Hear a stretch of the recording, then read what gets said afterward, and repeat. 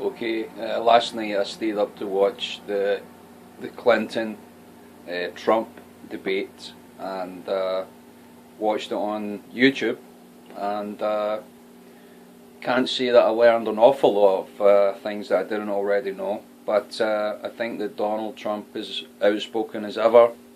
I think his policies obviously are going to be a lot better for America, and I think there's a strong indication that he could be elected. I think that he's got most of the support now of the American people.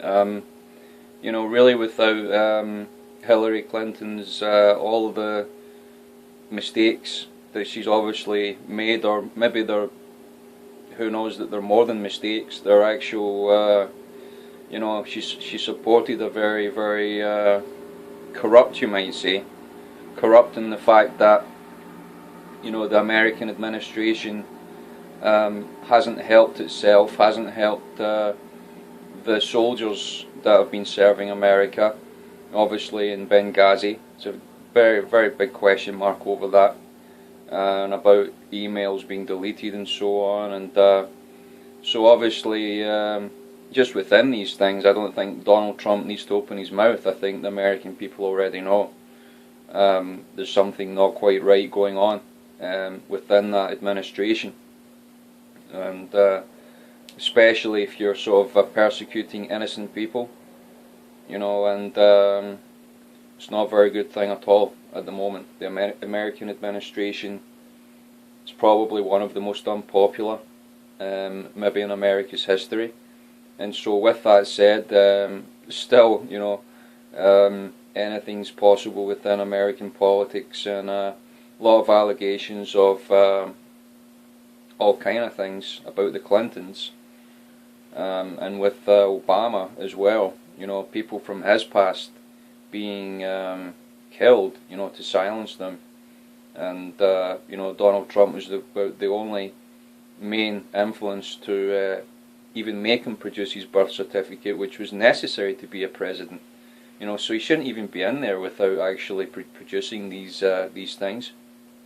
So yeah, I think that if America's still with us, by the time the election happens, obviously it's going to take a long time to turn America's financial, state, turn everything around again. But I think he's probably the man to do it. But in saying that, yeah, I mean, I think he wants to keep soldiers in the Middle East. So according to Bible prophecy, obviously more and more nations are going to gather around that area, for whatever reason that they pretend. It could be oil, it could be WMDs, weapons of mass destruction. It could be for any reason, because the Bible talks about at some point that the nations gather to battle, and so obviously, like they talk about interest in the Middle East and all of that. A lot of natural resources around the world that America could use. In Alaska, for example, they could be drilling for oil there, but they're choosing to go. So there's obviously other reasons that they're obviously in partnership maybe with Israel. Obama stating that he himself is literally a Muslim. He really is, even though he's attended churches, he's attended different things. I think he's brought up by Jesuits mostly in his education. That part of his life hasn't been released, to the public. It's been kept hidden. Paid a large sum of money to keep these things hidden. But yeah, I mean, I think obviously he's outwardly Islamic, even though he's advocated gay marriage. So I mean, if he was, Islamic and staying in Saudi Arabia, and he came out with a public law to have gay marriage made legal, I think he'd be stoned on the spot if it was in Saudi Arabia. So you got to question, who is he really working for? What truly is Obama's convictions? And I think that people are looking for that in this election. What does Hillary Clinton stand for?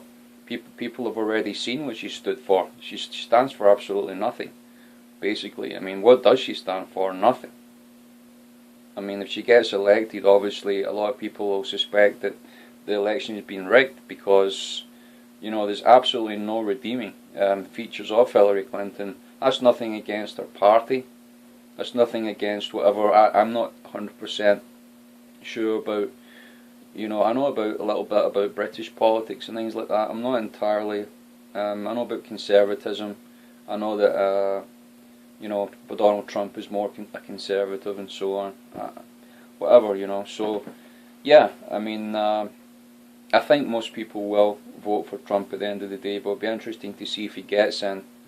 You know, because there's obviously a lot happening in America. There could be any number of things going to happen between now and the election, with even the possibility of Obama trying to hold on to a third term. But I think what's going to happen is he'll move into the UN, and he'll become the UN dictator. You know, as he's been America's dictator for 8 years, I think he will be very aggressive. He will use every resource possible within the UN, and he will, as Donald Trump said near the end of the debate, you know, he would like UN troops to move in to the Middle East rather than all the American troops. He'd like to use, so he's obviously backing a plan that they have, that the New World Order have, is to use the UN troops instead of American troops in the Middle East, which does actually fit in again to biblical prophecy, as God says he will gather the nations at Megiddo. So there's got to be a representation of a lot of nations within the Middle East, and it's happening according to biblical prophecy right now. But with regards to America's economy and different things, I think Donald Trump is the right man. Even, you know,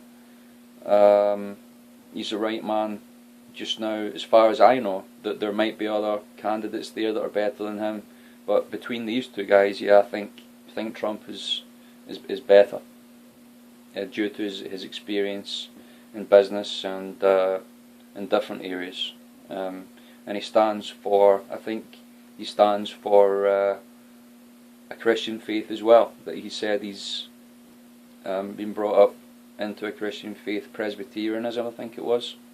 He said that his family's from Scotland. So yeah, we'll see what happens, man. Wish Americans all the best for this one.